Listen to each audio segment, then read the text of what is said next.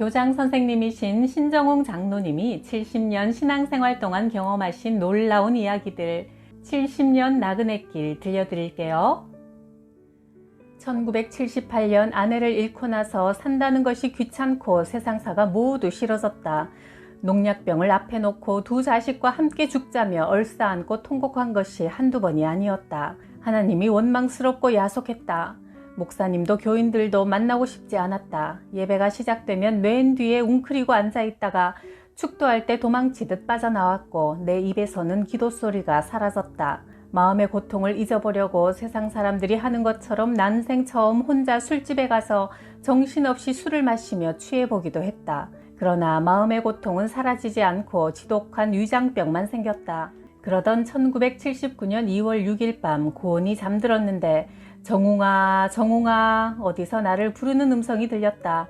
눈을 뜨고 살펴보니 아무도 보이지 않고 가족들도 모두 깊이 잠들어 있어 내가 꿈을 꿔었나 보다 생각하며 다시 누워 잠을 청하는데 또다시 내 이름을 부르는 소리가 들렸다.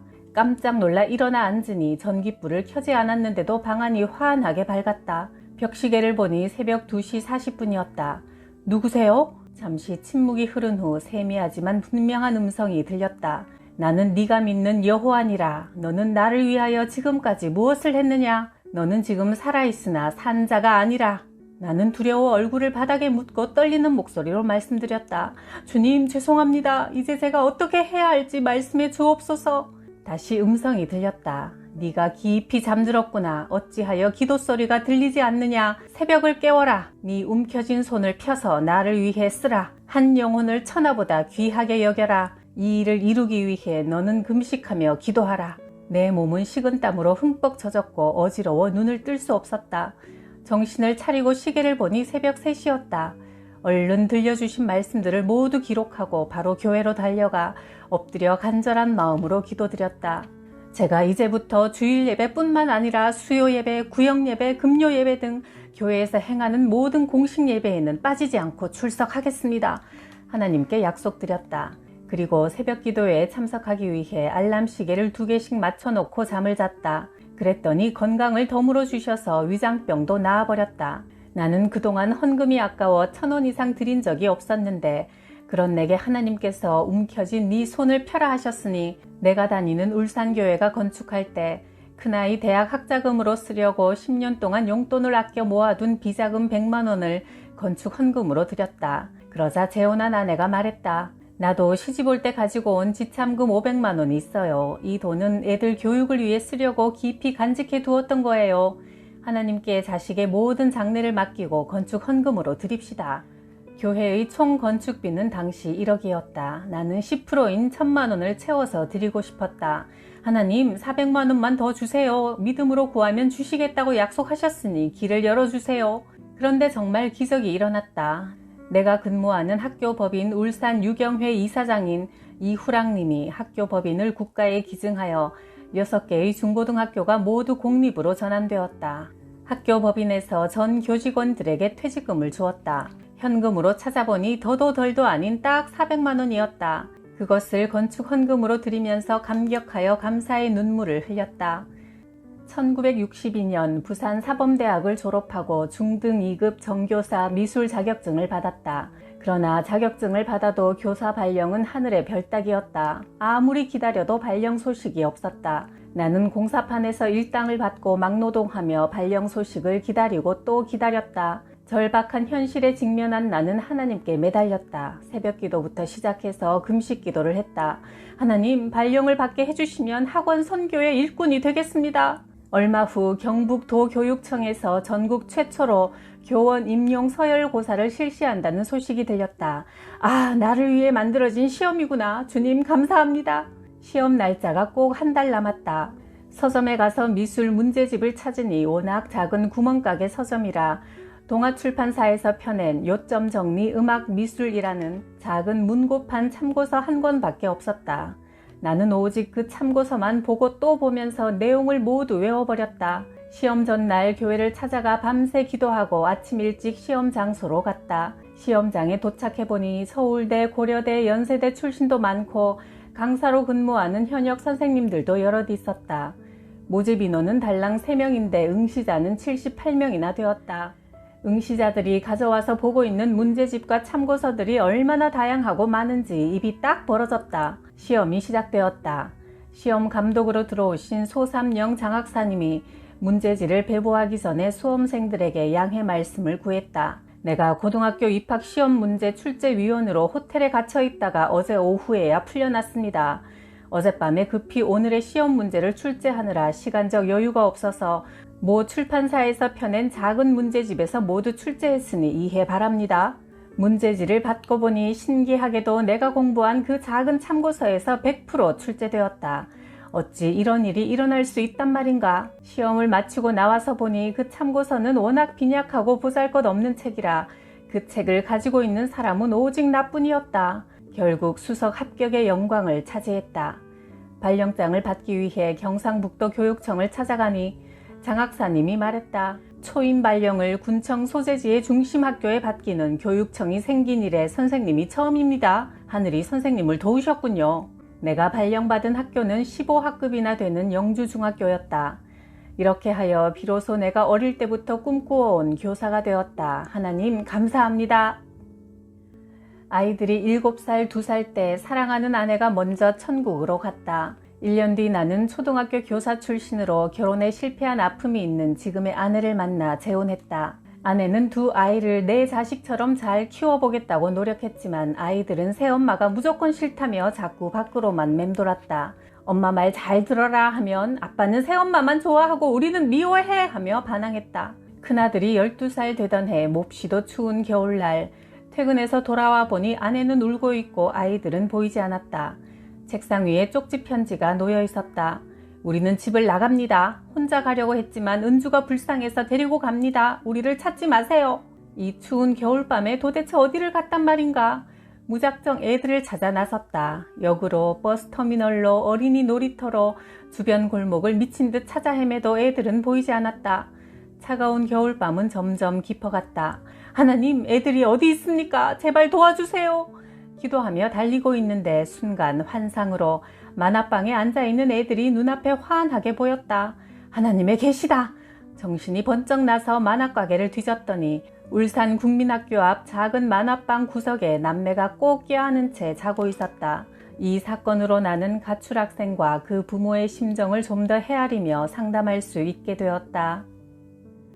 어머니는 독실한 불교 신자로 삶이 고단하거나 마음이 답답할 때면 언제나 나무아미타불 관세음보살을 중얼거리며 마음의 위안을 받으셨다. 그러나 나는 친구를 따라 교회를 다녔고 목사님의 설교 말씀에 감동받고 교인들의 친절하고 겸손한 태도에 놀라서 교회라는 곳은 참 좋은 곳이구나. 나도 교회 다니면서 좋은 말씀 많이 듣고 좋은 사람이 돼야겠다고 마음먹었다. 1957년 겨울방학 오전 10시쯤 방에서 책을 뒤적이고 있는데 어머니가 방금 구운 참새 한 마리라며 접시에 담아오셔서 속삭이듯 말씀하셨다.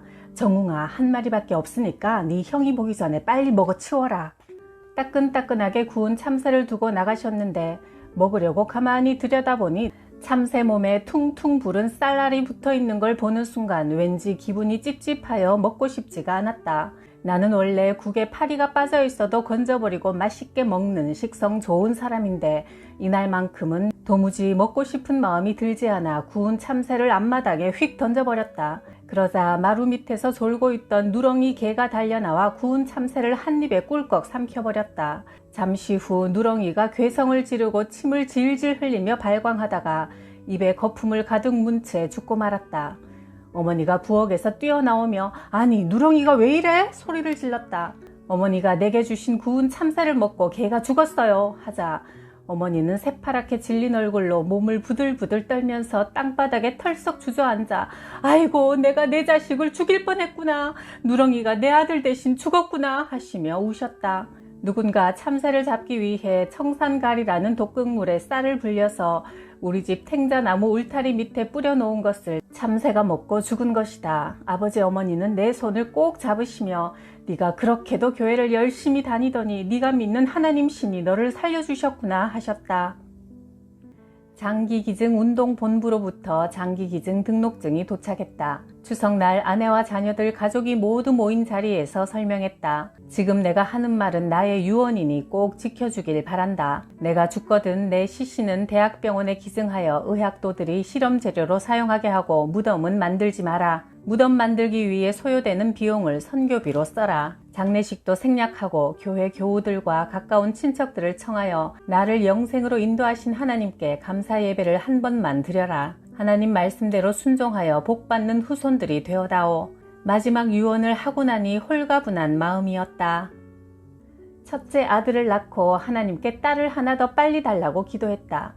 아내가 임신 3개월째 심한 고열로 혼수 상태에 빠져 급히 부산 대학병원에 찾아갔더니 급성 폐렴과 폐결핵이 겹쳤단다. 의사가 말했다. 결핵약을 투여하면 워낙 약이 독해서 태아가 유산되거나 태어나도 기형아가 될 확률이 높습니다. 태아가 더 자라기 전에 중절 수술을 해야 임산부의 생명을 건질 수 있습니다. 아기를 살리자니 아내가 죽고 아내를 살리자니 아기를 죽일 수밖에 없다니 하나님 어쩌면 좋습니까? 가족들은 모두 아내를 살리기 위해 수술하라고 야단이었다. 목사님을 찾아가서 상담했지만 형제의 믿음대로 하시오라고만 하셨다. 당사자인 아내에게 결정하라 하니 아내는 나보고 결정하란다. 밤을 새워 기도하고 있는데 성경 말씀이 떠올랐다. 사람이 제비를 뽑으나 작정하기는 여호와께 있다. 잠언 16장 33절. 나와 아내는 제비를 뽑기로 했다.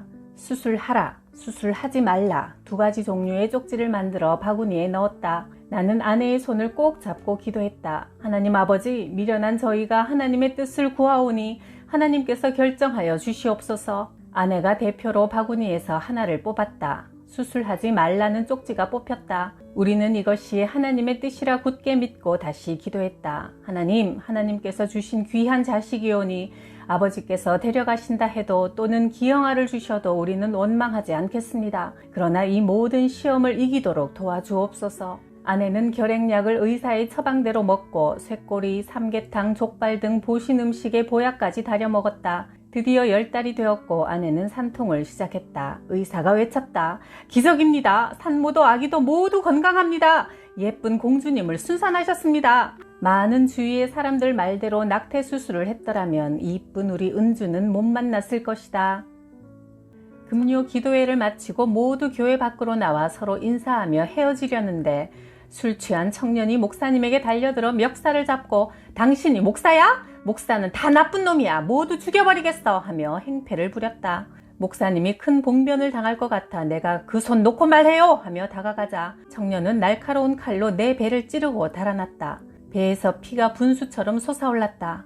급히 울산 동강병원 응급실로 옮겨졌다. 나는 조용히 기도했다. 하나님, 이놈이 아직 사용할 가치가 있으시면 살려주시고 필요 없으시면 빨리 데려가 주십시오. 의사가 말했다. 날카로운 칼날이 장과 장 사이를 교묘하게 피해 장파열이 되지 않아 기적적으로 살았습니다. 하나님이 선생님을 살리셨네요. 범인은 34세의 전과 오범인데 경찰에 인계되어 수감되었다. 나는 담당 형사에게 처벌을 원치 않으며 선처를 바란다는 진정서를 써주었다. 며칠이 지나 가해자가 나를 찾아왔다. 선생님, 죄송합니다. 용서해 주십시오. 선생님 덕택으로 풀려났습니다. 선생님의 은혜를 평생 잊지 않겠습니다. 하며 큰절을 했다. 그가 사건의 동기를 털어놓았다. 제 아내가 개척교회에 다니는데 그 교회 목사가 아내가 끼고 있는 결혼반지를 건축헌금으로 하라며 꼬드겨서 뺏어갔어요. 그 나쁜 목사를 죽이려고 그 교회로 찾아가는 중이었습니다. 마침 그때 선생님 교회에서 나오는 교인들이 목사님 하고 부르는 소리를 듣고 순간 목사들은 모두 나쁜 새끼라는 생각이 들어서 시비를 걸었던 겁니다. 만약 그날 제가 선생님을 찌르지 않았다면 그 개척교회 목사는 내 손에 죽었을 겁니다. 나는 그 젊은이의 어깨를 두드려주며 앞으로 가족들 잘 돌보고 열심히 사십시오. 예수님 믿고 선한 사람이 되세요. 하고 돌려보냈다. 그로부터 13년이 지난 어느 날 내가 교장으로 있는 서울 등촌중학교 사무실로 전화가 걸려왔다. 13년 전에 선생님을 칼로 찔렀던 놈입니다. 그때 저에게 예수님 믿고 선한 사람 되라 하시며 용서해 주신 인자한 장로님의 모습에 감동을 받아 그때부터 아내와 교회에 열심히 다니고 있으며 지금은 집사로 봉사하고 있습니다. 큰애는 군에 가고 작은 놈은 대학생입니다. 삐뚤어진 한 젊은이를 구원하기 위해 부족한 내가 도구로 쓰였다니 감사했다. 악에게 지지 말고 선으로 악을 이기라. 로마서 12장 21절. 250평 규모의 아름다운 교회 건축을 마치고 부흥회가 열렸다. 강사로 김경진 목사님이 오셔서 내게 안수 기도를 해주셨다. 하나님 아버지, 이 아들이 학교에서 교사로 근무하고 있습니다. 앞으로 교장이 되도록 도우셔서 학원 선교에 앞장서게 하옵소서. 나는 승진에 필요한 점수 관리도 못하고 이미 때를 놓쳐 승진을 포기한 지 오래였다. 얼마 후 당시 내가 근무하던 울산 여자중학교에 이영우 교장 선생님이 새로 부임하셨는데 하루는 내게 물으셨다. 자네 교감 승진 준비를 하고 있는가? 저는 나이가 많아 포기한 지 오래입니다. 아니, 자네보다 10살 많은 선생님도 열심히 준비하고 있는데 무슨 소리야? 당장 우리 학교 대표로 교수 학습 연구대회에 출전하게. 그날부터 새벽마다 기도하기 시작했다. 하나님의 도우심으로 경상남도 대회에서 1등급인 최우수상을 받고 현장 교육 연구대회에서는 4년 연속 최우수상을 받아 1991년 교감 발령을 받았다. 1994년 울산교육청 장학사로 근무할 때는 기독 학생반을 조직해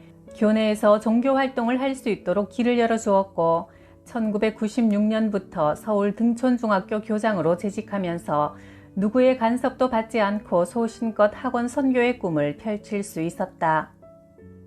1970년대 울산 학성중학교의 교사로 근무할 때 늦은 시간까지 혼자 남아있다가 퇴근하려고 하는데 우리 반 학생 김명석 군이 불쑥 나타났다. 잔뜩 불안한 얼굴로 주저주저 하다가 어렵게 말문을 열었다. 선생님, 죽을 죄를 지었습니다. 한 번만 용서해 주세요. 지난 여름방학 때 동천강 모래밭에 텐트를 치고 모 여중 3학년 여학생과 일주일간 텐트 안에서 같이 지냈습니다. 그 여자친구는 이미 퇴학 처분을 받아 가출했습니다. 이 일이 학교에 알려지면 저도 분명히 퇴학을 당할 테니 너무나 무섭고 괴로워 몇 날 고민하다가 선생님께 모두 솔직하게 말씀드리고 용서를 빌고 싶었습니다. 70년대 당시의 학교 교칙은 남녀간 교제를 엄격히 금하여 연애 편지만 발견돼도 무기정학이니 남녀가 혼숙한 결과는 퇴학이었다. 부들부들 떨고 있는 제자가 애처롭고 가련했다. 나는 명석군의 손을 꼭 잡고 하나님께 조용히 기도드렸다.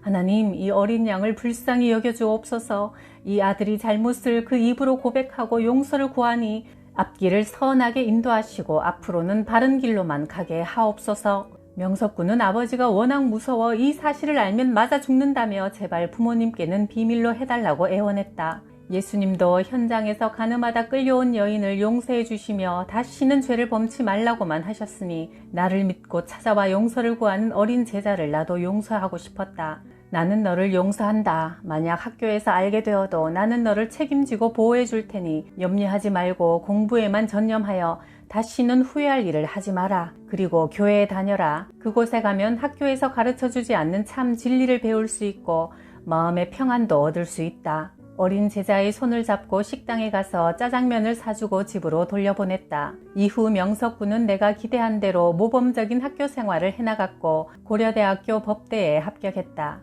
나는 죄인의 입장에 서본 그가 훌륭한 법관이 되리라 믿는다. 벌보다 사랑이 더 명약이라는 사실을 확인한 사건이었다.